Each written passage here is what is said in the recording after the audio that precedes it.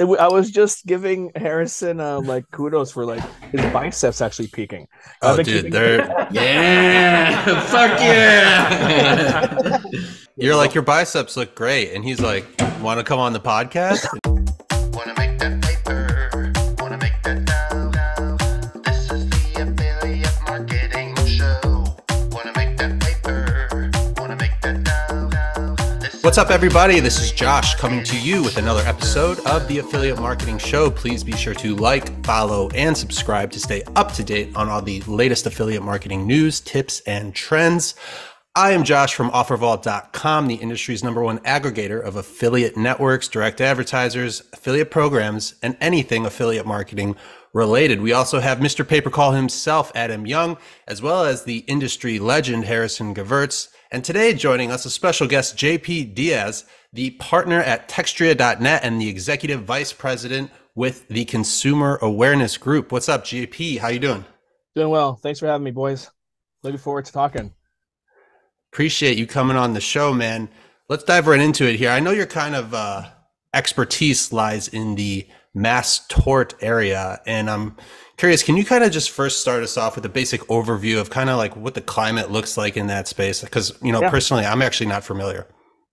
It's fairly new. Mast Tort is like probably say like a set, like as far as like how popular it is, probably the last 6 years really took off. It's old school though. I'm talking like Harrison days when him and I used to sling stuff. We're talking those hernia mesh long forms that were like, mesothelioma, the best in the best, the best of the best. Yeah, talk to me. Yeah, those were around forever. So it's an old game, but it kind of just restarted again here recently. I don't know kind of what it was, but there's been a lot of budgets going through with a lot of these attorneys just looking for cases. Right, that's simply what it is.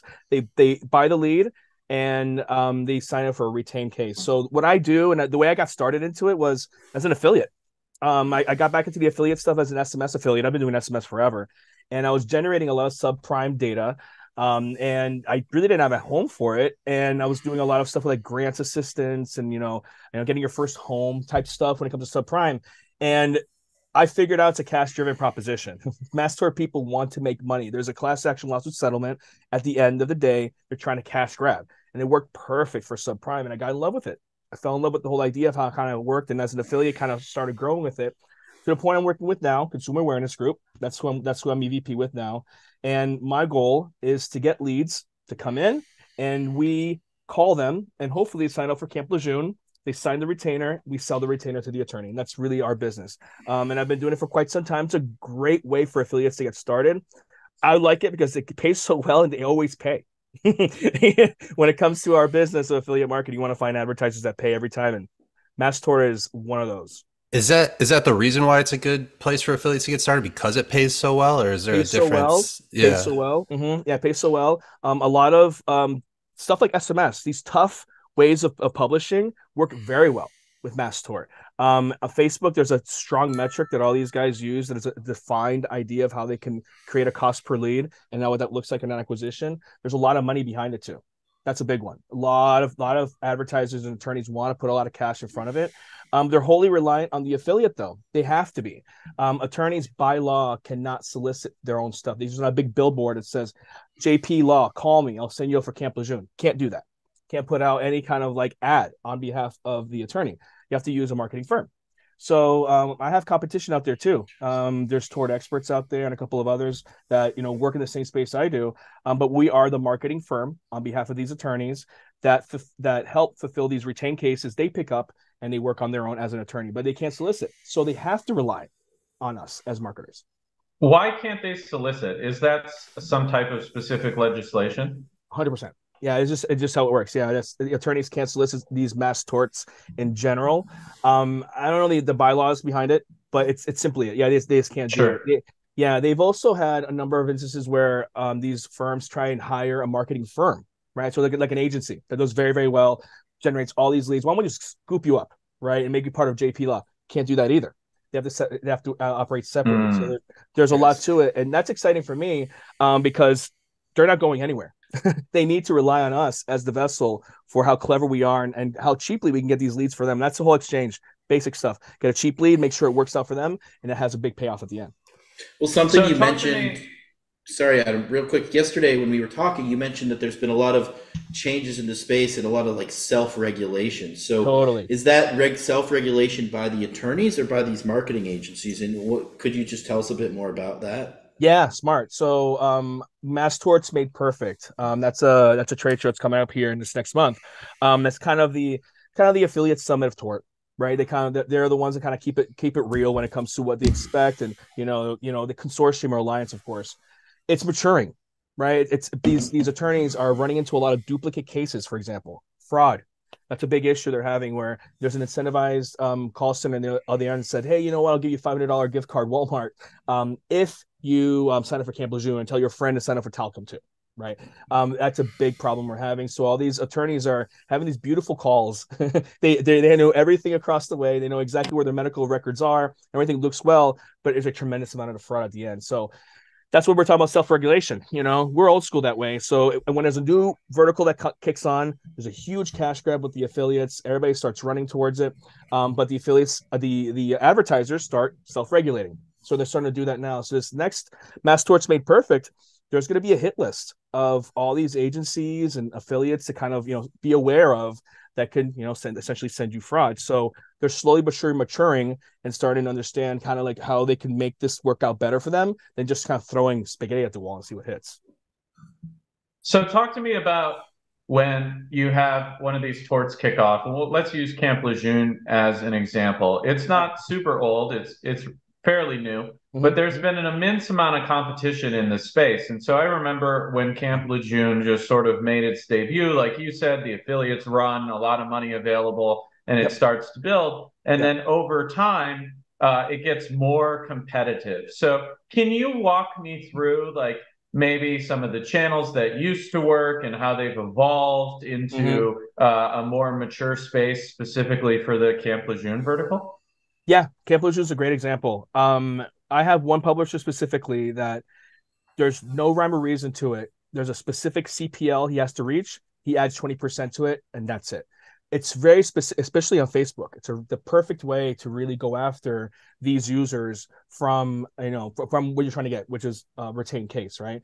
So it has to do with the mediums. Facebook is not going anywhere. SMS is a great way to do it cheaply and also legally. You can 100% do it legally, and it works very, very with Mass Tort and kind of how you can run against that. But it's about the marketing channel and keeping it cheap. Facebook's expensive. There's a specific CPL these guys are looking to hit when it comes to acquiring that user.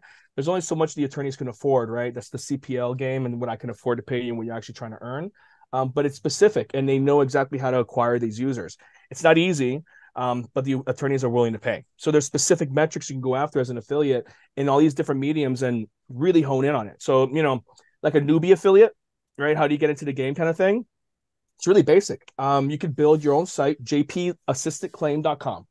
It has, it's a Camp Lejeune page with all the injuries, and I've got a Leadspedia instance on the outside of it that hits and pings marketing company one. I'm not going to mention marketing companies. Marketing company one, marketing company two, and then me, for example, right, a consumer awareness group, depending on where I sell the lead and what qualifications that lead hits. And I'm either getting paid $150 maybe per lead, depending on it. And I could also monetize that. It's a really, really great way for affiliates to get started. You own your data. It's a big one. I mean, you're commanding all of your data, and all these partners like me, we want that data because we can use that data and retarget against those same cases. So very lucrative for affiliates. It's affiliates in general. When you're trying to get into the game, there's only so many who can get into it. Either you have a cheap traffic source or a really ingenious way of targeting a customer, right? But when you finally have that data, you have so much to it, right? And Mass Tort, it's a very, very lucrative thing. I'll use a use case that I had with another client of mine. Good partner of mine that did very well with 3M. Very, very good. That was a campaign that was taken off. Now it's dead. Because, it's just a dead campaign. Those dockets die and they move on. But I'm talking in the retro of it. He was sending to a specific partner, and there was only specific injuries he was qualifying for that he could only hit, right? And he was earning, say, $300 a lead, right? That age data I took, and I went and ran it against my call center with a wider array of injuries, also a bigger docket, other states and stuff like that. I took 3,000 records and made them $40,000. and I was still sitting on 11,000 records I didn't call. So it shows you how powerful that data is when it comes to Mast Tort and what you're trying to do and how you're trying to make money from it. It's very lucrative for affiliates. It's easy. Very, very simple way to get into it. JP, let's switch over to the SMS side of things. I'm curious, can you kind of walk us through what the actual like potential is for affiliates, what kind of ceiling they're looking at when it comes to like earnings and, you know, making a reliable living with that? Yeah, $3 EPC, $4 EPC is what you can expect on an SMS drop. Textria has about 30 clients right now that do Mast Tort alone. We send about 3 million, 4 million texts a day through Textria per client. So over 30 clients. A lot of our friends that run SMS through either 10DLC platform or toll-free platform or through a vanity code or short code, they work through my systems and they use Mast Tort. Mast Tort's a really, really good way of getting into it because you're collecting your own data. As long as you collect your own data, like all these marketers are doing right now. A lot of our really, really good close friends, they have all these pages where they're collecting that data. How are you retargeting that data, right? How are you retargeting that data, either email or SMS or whatever?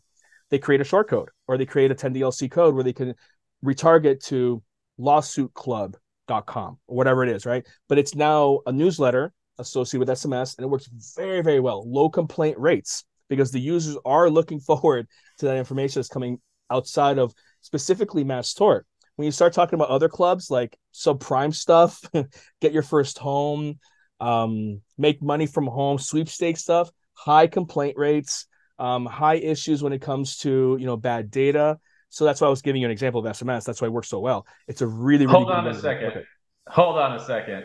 You said the word club a couple times. Yeah. Can I hold on? I'll let you unpack it, but let me just guess here. So when you say club, you mean that users are enrolling in the club so that the short code applies to not just one specific vertical, but all the content associated with the club.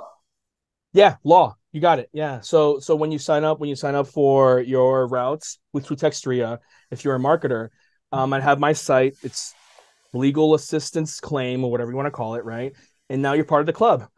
You're part of the club that I'm going to whack your phone number 5 times a day with club information about lawsuits, motor vehicle accident insurance, so on and so on and so forth, right? Anything associated legally that could help you, right, as a user. And it's highly compliant with the carriers. It is, because you're sending it directly to the content, and also you're the purveyor of the content. You're the one doing everything associated with it. So it works.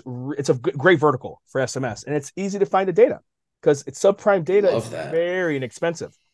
I mean, when you're talking high quality prime data, you know, guys that older users, the final expense stuff, you know, those are older users that have assets and debts. That's not cheap. They're very, very expensive pieces of data. Subprime is easy, it's plentiful, but as long as you know how to manage it, you do well.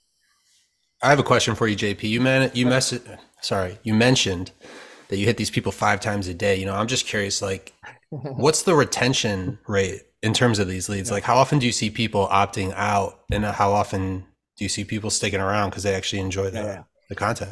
I said 5 times a day because that's the compliance you need to have on your site. You need that when it comes to SMS compliancy, you gotta give the user a specific idea of what they're signing up for. It removes it's a little bit removed outside of TCPA compliancy because you're talking to an SMS user, and also the data changes so often. It's a different system. So you're telling this user, I'm going to hit you up to 5 times a day with different offers associated with lawsuit claims and things of that sort. But the general kind of like best practice that I do is twice a day, once in the morning, once in the afternoon, 6 a.m. I do 9 a.m. Eastern, 9 a.m. Pacific. That's it. I do twice a day. And on my user base, whatever that subscriber base is, they're receiving 2 different messages, and that's it. And then I manage that subscriber list outside of that. And it helps because you're still using different ad copy, so it keeps it live. But yeah, you got to be mindful. There's best practices for sure when it comes to SMS. Yeah, I was going to ask about the compliance, but I think you kind of covered that for us. When we were talking before the show started, I know you mentioned you have like a personal experience with compliance. I'd love to hear like kind of how that all went down and how you kind of navigated your way through it. It's funny, we're talking about when I got back to SMS, I started working with Concussion Media. Shout out to Concussion Media. Josh Brewer, one of my original business partners, was part of the whole thing. So in 2013, my company is Superior Affiliate Management, along with I think EWA is part of it too. Forgive me, Harrison. I'm not trying to throw your boy in the Cool. No, it's cool. It's cool, bro. Yeah, facts. All right. So, I mean, I'm pretty sure he's part of it, but it was like 6 different companies. But you can look it up. I gave you a couple of links, but you can put FTC JP Diaz in Google and you can't miss it. But it was 2013 and they came after us for spamming because we were. It was really bad. Because we were. I love that. So wait, real quick, what is spamming? What did it look like? So there's the best practices that I do now. All the stuff we just talked about, all this like this rigmarole that I have to do with the government.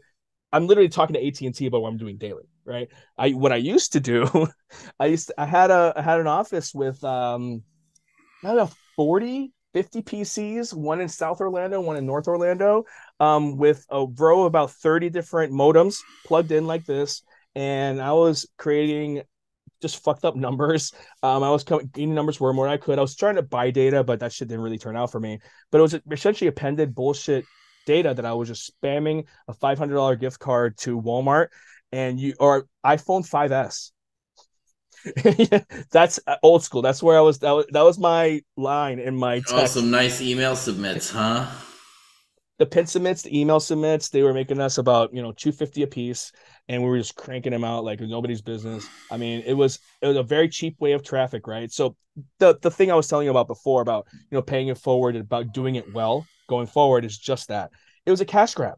I was excited. I mean, we were just pulling the cash register, and I couldn't freaking stop doing it, right? Because I had this cheap method of traffic, right? But I learned obviously there's a better way of doing it. So as someone who's never experienced a cash grab in his life, I must say it sounds like a lot of fun. Dude, we made real shit, 2 million gross 1 month, and it was just the 4 of us. It was nuts. It was nuts. Gross, of course, considering my affiliates and what I did and my margin and crap like that, which is about maybe 40%. But dude, stop. It was so easy to do, but there was no regulation, right? So the lawsuit that came through 2013, Guy Ward, the guy who sued me from the FTC, he's now in private practice in Chicago. He's still a close friend of mine, actually. We talk about FTC shit. You're his friend. I love this. Facts, dude. Facts. Wait, Facts. hold up. I want to hear the rest of this. But let's digress for a moment. Wait, so the guy at the FTC who sued you is now your boy. Explain to me. How the hell did that happen? Yeah. So one of the things that I learned, real shit, one of my mentors told me the first thing that you do when the federal government comes a knocking is they don't want to fuck with you. They just want to know what's going on. How are you doing this? That's really what they're trying to figure out, because there was no precedent. If you look at what I was sending, it was an FTC trade suit based on phone numbers, prime co phones, nights and weekends free texting. Remember that? I was hitting people's phones for a quarter every time, and they didn't want that text. And the government is like, what the fuck is this guy doing? Whacking all these people's phones for a quarter. So it wasn't a deceptive lawsuit about scamming shit. That was bullshit. FTC is not FCC. FCC is not TFC. FCC is the shady people that are being deceptive and telling people they're earning something that's not. I was just doing something that was trade suit. It was money. I had to pay back money for every quarter that went out. Oh, so you sent a text message. The consumer got billed by the phone company for a quarter. And so it wasn't the fact that you were sending the text or the content of the text. It was just that the consumers had to pay to receive them. That's why Guy Ward became a great friend of mine. I was diligent. My partner, my man, Josh Brewer, he built a can spam compliancy, our own little Optismo for ourselves when it came for SMS. We held our affiliates accountable. We had advertisers that gave us all the diligent stuff that we had to do to be a good marketing company. So that's what saved our ass. It was a stipulated lawsuit. It was like, JP, don't fucking text ever again. Ever again. And using these methods, by the way, using the methods you're using with SIM cards and all this kind of shit, you can't do that ever again. It's a dinosaur suit. It's now there's no longer a precedent based on what was going on now. There's a brand new method. There's a brand new system. It's called the TCR, the campaign registry. You go through there. They're the ombudsman between you and the law. There is no law precedent right now. They're waiting on what, all these conduits do when it comes to the compliancy on SMS. And that's what I ended up doing. So it became a dinosaur suit. And that's why I got back into the business. But yeah, I went on a hiatus for sure. I didn't touch SMS or marketing for close to 7 years. And then I got back into it because of my partners. We had a real way of doing it. We were communicating directly with the carriers. And I literally talked to my attorney that sued me, Guy. He's like, this is different. He's like, yeah, I know. He's like, because you can't prosecute for somebody twice over something that's different. It's old. It doesn't even exist. You can't do the kind of shit that I did before. So he's like, yeah, you're fine. Because none of it's done with physical SIM cards anymore. It's all It still direct exists. carrier Yeah. API, The SIM basically, card right? should still exist. It does. Yeah. I mean, real shit. There's when I talk about the white hat stuff that I'm doing, you can't send payday, you can't send crypto, you can't send porn. Oh, sure.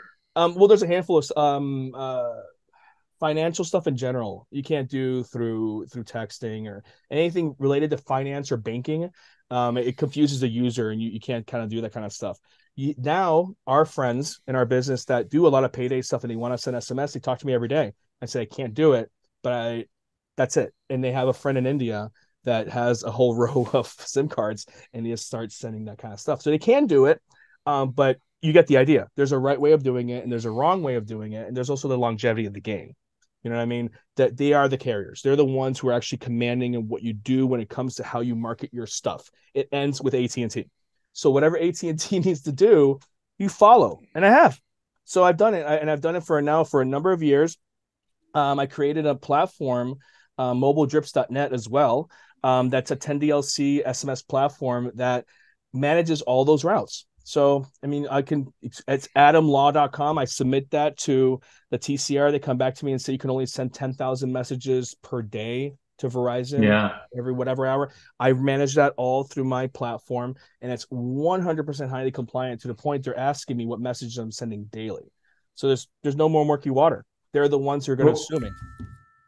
well, I wanna touch on that real quick. So kudos to you for coming back around and building a sustainable business Thanks, that, pal. yeah, I think that's really important. And I think it's something that we talk about here on the show a lot because a lot of affiliates do not view the industry the way that you view it now. And it really is an incredible industry, but we need to make sure, as the sort of OGs in the space, the people who have been around for Yeah. 20 years or whatever it is, that we set a great example for other people in the Mm-hmm. industry, and we talk about building long-term sustainable businesses. Because if you think long-term, it changes the way that you build, and it sets a great example for everyone else. Not to say that there aren't Mm-hmm. amazing businesses in our industry. It's just, like you said, a lot of the affiliates, they come in the industry and they're not thinking that this is going to be their career.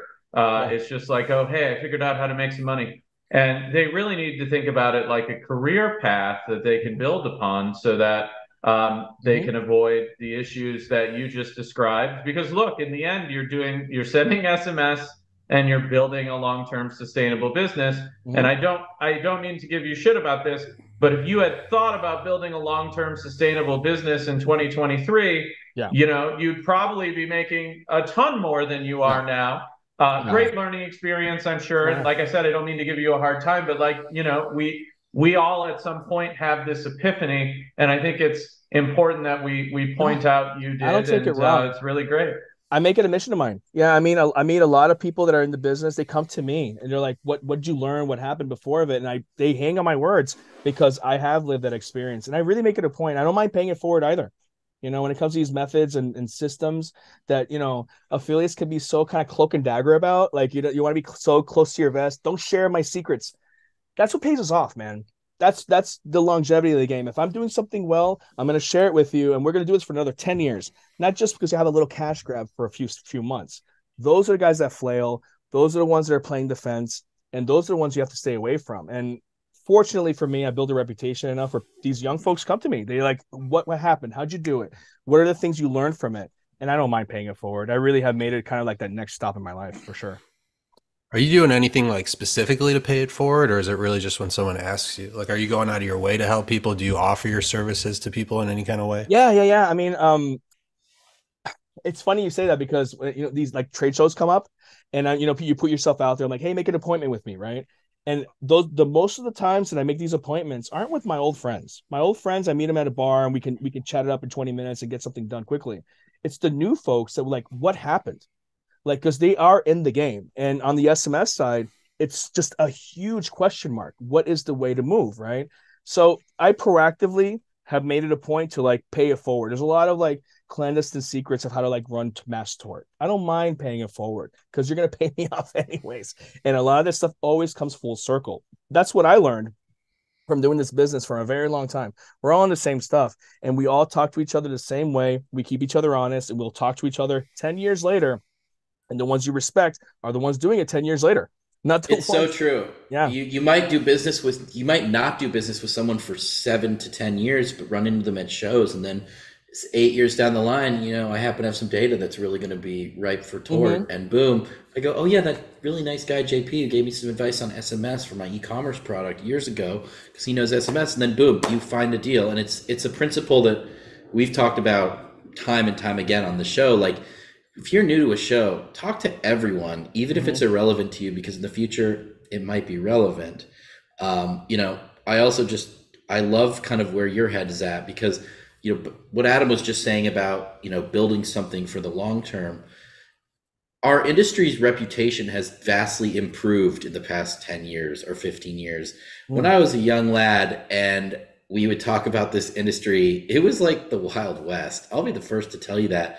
Cowboys and Indians. Indians. Like, yeah, what do you do? I'm an affiliate marketer. People are like, ooh, that dude's terrible. And now this is a reputable industry. It's cool. There's far less diamonds at the trade. Oh wait, never mind. At trade shows, except for me. But you know, it's a cleaner world now than it was a long time ago. Fair enough. I like that we're still are the scum of the earth. I don't know about that. We still are, but we're okay now. Okay. JP, can you dive a little bit deeper into Textria.net? I know you kind of gave us a surface level understanding of it, but maybe break down like how much competition there is in this space and how it kind of functions on the back end. Yeah. So you have Twilio, Plivo. Those are SMS and voice API gateways that you could start sending SMS or create a voice over IP application right now. You just plug in and do it and just sign up with an account.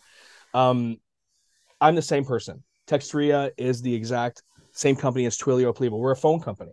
So we are the conduit and the gateway for you to be able to start sending SMS. So what that does is if you are, say, a product owner, like in Mast Tort, you own your own data and you want to try to figure out a way to be able to mass send SMS daily for whatever application it could be. It could be a retargeting application. It could be going back and just maybe doing a third-party application, whatever it is. You're trying to figure out how to send it en masse.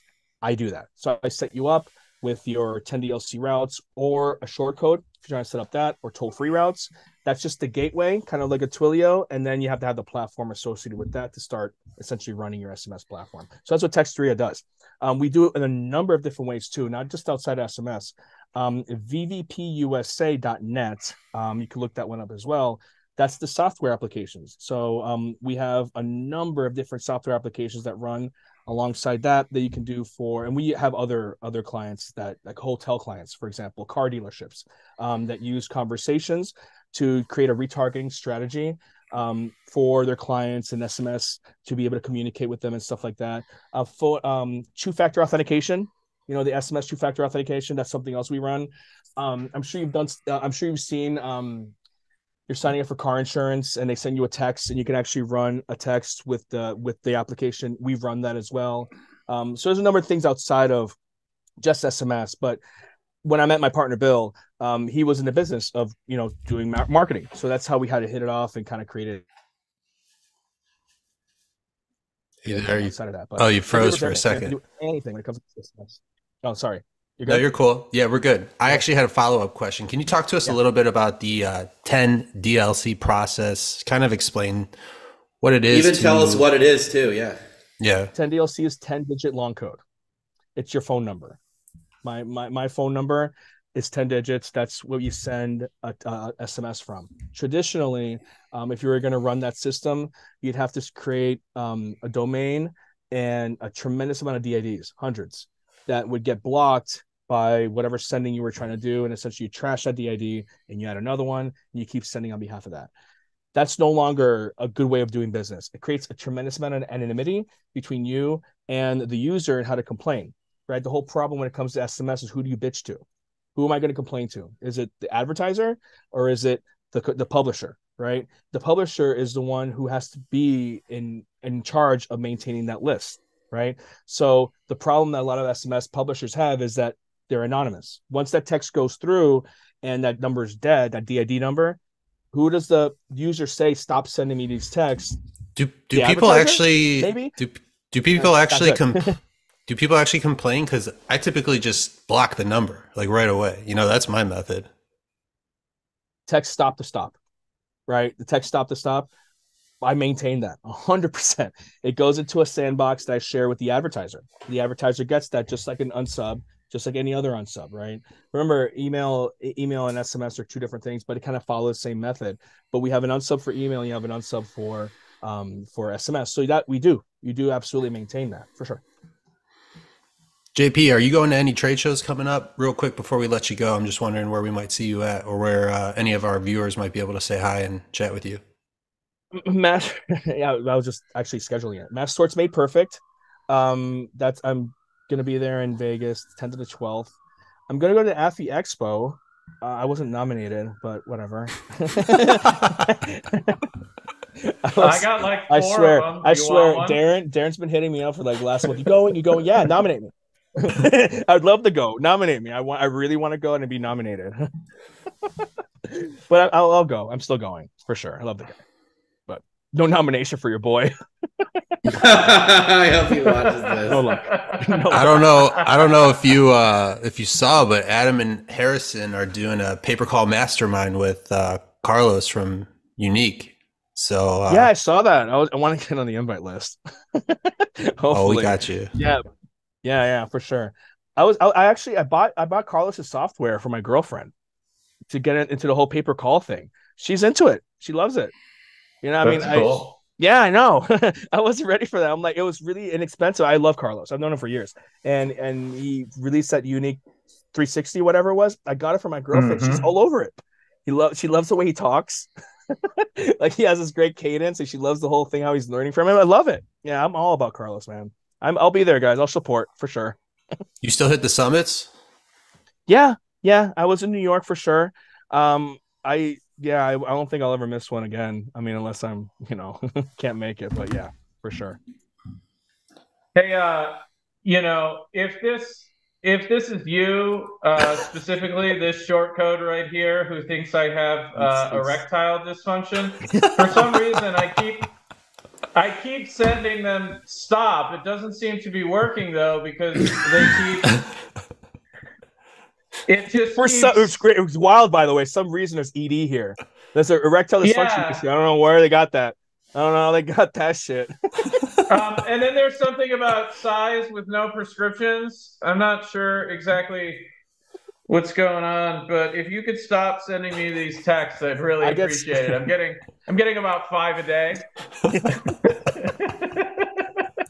Nice. That's amazing. I like that though. You got a short code for ED. Not bad. Whoever this guy is doing a good job. You want me to subscribe you? I'll send you the short code. Here we go. JP, again, I want to thank you for coming on the Affiliate Marketing Show, man. It was a pleasure chatting with you. For myself, Josh from OfferVault.com, Mr. Paper Call, Adam Young, the industry legend, Harrison Gevirtz, as well as JP Diaz, the partner at Textria and executive vice president with the Consumer Awareness Group. Let's make that paper. Let's make that dough. This was the Affiliate Marketing Show. We will see you next time, everybody. Take care.